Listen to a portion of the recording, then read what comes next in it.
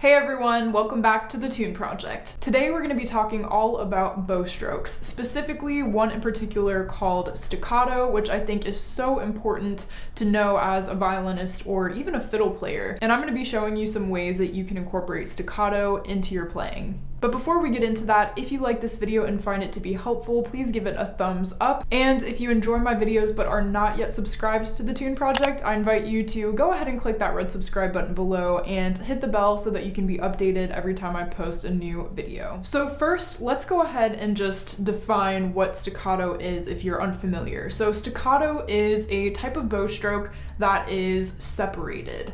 So there's a slight separation in between each note that we play. So unlike legato, which we'll be talking about it at a later date, but it is very smooth and connected, staccato, on the other hand, is short, separated, and almost has a very chopped quality to it. So to give an example, I'll just show you what staccato looks like on the A string if I were to just play on open A.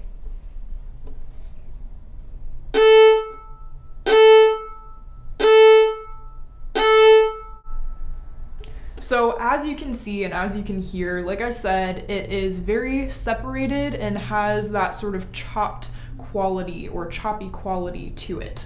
So what I mean by that is, it's not smooth, it's not connected, it doesn't have a sort of circular sound, it's very linear, it cuts off at the end. So that is something that you can keep in mind as you are playing staccato, as you're practicing staccato. And one common misconception with staccato is that because it sounds short and separated, we have to use a small, short amount of bow. Well, that's simply not the case. You can actually use the whole bow if you wanted to. You can use a very large amount of bow and still have space on either end of the bow stroke or on either end of the note that you're playing. So keep that in mind. Because it sounds short, it doesn't necessarily have to be. Just something to keep in mind when you're practicing it.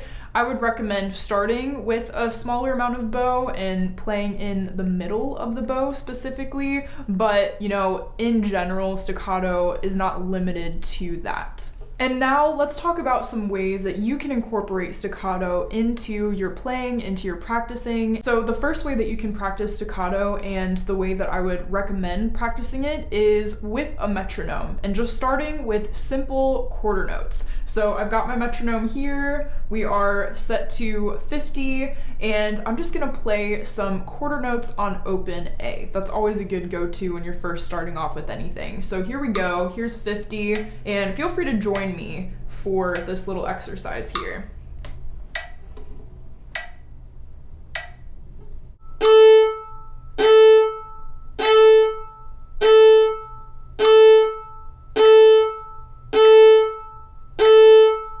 Okay, so that is a great way to start, just simply playing quarter note staccato with the metronome, and it can be at any tempo. I was set to 50 for this example, but you can really go as slowly as you want, whatever tempo is comfortable for you. Another way that I would recommend incorporating it or practicing staccato is adding rhythms to it. So there is a popular rhythm in Suzuki Book 1 that is one of the pre-twinkle rhythms, and it goes like this. So at the end there, we have two staccato notes. And that is just an example of one of many different rhythms that have that element of staccato in it. There's also another one that goes like this. And that has staccato in it as well. So that's another example, and you can also practice those types of rhythms with a metronome as well, which I'll show you here how to do.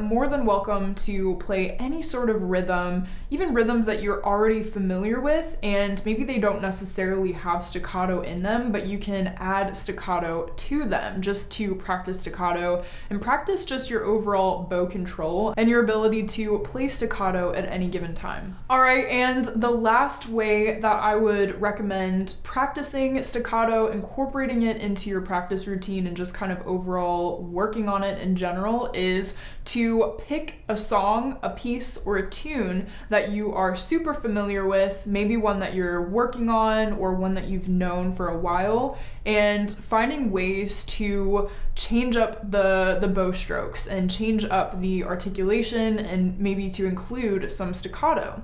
So for example, Cripple Creek is a great one to do if you're familiar with that one. It's a fiddle tune, it's an easy fiddle tune, and if you know it, you know that, there's not necessarily staccato in it, but you can play it in a way that incorporates some staccato. So here is an example of how I would incorporate staccato into this tune.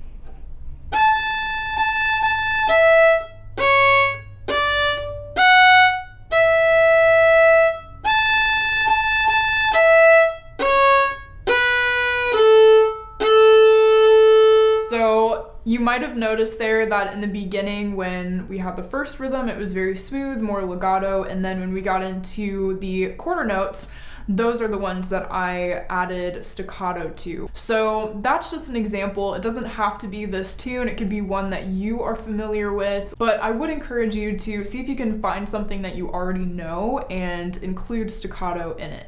Well, that's it for today's video. I hope you guys enjoyed learning about staccato today. If you didn't already know about staccato, let me know down in the comment section below how you plan to incorporate staccato into your playing. If there's ways that you have already incorporated it into your playing. If you've come across this bow stroke before, let me know. Thanks so much for watching, and I'll see you in the next video. Happy practicing. If you'd like to further your support of the Tune Project, be sure to head over to patreon.com/thetuneproject for information on that. And if you're planning on buying any music or doing any shopping on Amazon, be sure to head over to the Tune Project website, which I linked in the description box of all of my videos. Click my Amazon banner, and whatever you purchase, a small percentage of that will go toward the Tune Project. This just keeps the Tune Project going and allows me to continue to create free content for you all.